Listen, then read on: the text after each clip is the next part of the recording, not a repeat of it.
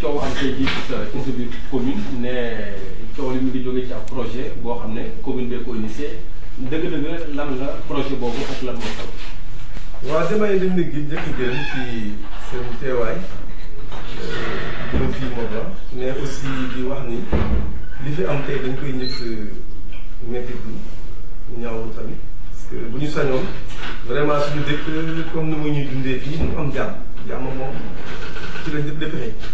waaye comme ci dund doomu aadama loolu moom mënuñ ci ñàkk donc dañuy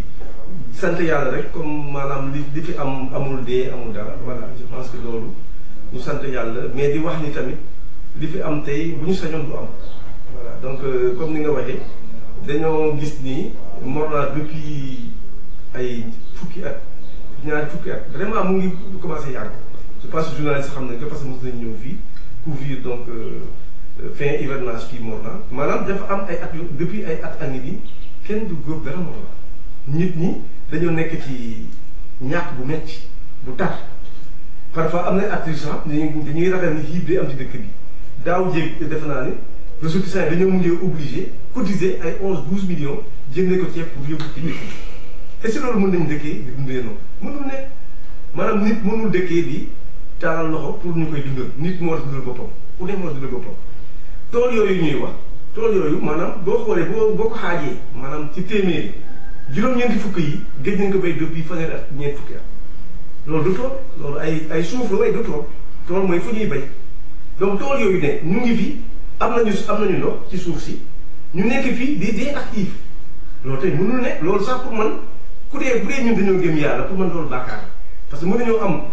maanaam loolu ci maanaam richesse ñu nekk fii di actif loolu moo tax ñu am benn doomu Morlan inspecteur la woon de police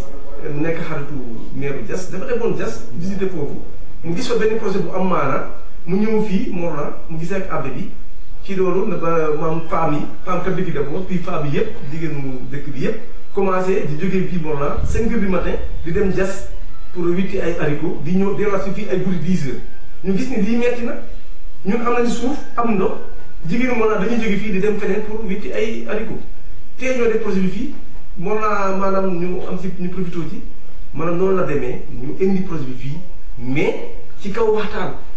waxtaan nañu juróom benn weer at ci projet bi balaa ñu koy tàmbali waxtaan bi mën naa la tënk nii waxtaan ñi mujjee borom dëkk Ndiaye bopp moo jël kàddu gi mujjee mën ngeen commencé suba d'accord nañ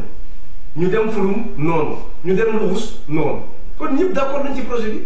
comme ñëpp d'accord nañ ci projet bi léegi conseil bi mën na délibérer conseil maanaam dafa délibérer après donc l'acceptation bi askan bi nangoo le conseil am sañ-sañ mu nit mën naa délibérer pour kii mën liggéey fii ñu def délibération bi bu ñu commencé voilà délibération bi commencé ci la ay nit jóg naan voilà d'accord ci projet bi voilà projet bi amul baaxul et cetera commencé ay wax yooyu daal waaw projet bi baaxul ñoom ñu ni léegi comme baaxul yéen ñoo leen kii ñu def ay réunions yu bari ak ñoom sous-préfet def réunion Dakar partout de ay réunion donc réunion yooyu moo tax sax contrat bu ñu tënkoon dañoo defaat beneen contrat pour maanaam dugal ñoom lu ñu bëgg mais lu ñu seetlu maanaam chaque fois ñun ñu dugal lu ñu bëgg ñoom dañuy wax ne am na lu des encore ñoom par exemple demoon nañu ba wax ni délibération dañ koy def seen tour mais ban investisseur mooy nangu investir ci suuf su xam ni nekkul délibération nekkul turam amul ma rek ci loolu nag ci waxtaan nañu mais dañoo gis ni finalement projet bi bu mu commencé coow bi am ñoom ba léegi ñoom ñu ngi bañ après ñu toog ñu waxtaan ñu ni maanaam bu ñu wittee maanaam am na ñoo xam ne am nañu parce que état bi bu mu gisee ni maanaam nawet bi doxul am na ñu mu jox ay xaar yooyu nag bu ñu ko dindee ñu ko dañuy jàppoon ni maanaam dañuy maanaam jël ñi xam ne bañ nañu ñu jéem leen féetale feneen pour que maanaam ñoom ñu bañ a laalante ak projet bi loolu ñu d'accord ci loolu ñun ñu ngi ci waxtaan boobu am ay nit yoo xam ne ñu seen xaalis yóbbu kër ba pare mais di jëmbat ay limon seen tool loolu moo indi coow pour man parce que bu ñu defee limon ngi seen tool alors que loolu waxoon nañu ne bu kenn def dara projet bu mu ñëwee dafa dindi maanaam limon yi. mais projet bi concrètement lan la. projet bi mën naa wax ni daal dafay ñëw indi fi ay mbay affaire yu yafal ay jur nag projet bi tamit am na partie bu xam ni usine mën naa wax usine parce que dañoo bëgg defar ay këccëg fii biir Morlan donc am na partie transformation am na partie conservation maanaam projet bu ay milliards maanaam projet bu yaatu la projet bu xam am nañu yaakaar ni lu mu néew ñaari junni nit dinañ ko liggéey ñaari junni doomu Morlan bu ñu liggéeyee fii defal calcul bu seet même bu dee ko jege day am fukki junni te c'est le minimum te c'est que ñoom ils sont payés plus que ça fukki junni ça fait au moins lu mu néew ça fait au moins 1 million par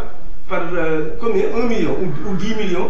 10 millions ou 100 millions je ne sais plus mais 100 millions par année waaw 100 millions par mois 100 millions par mois bu duggee ci Morlan du changé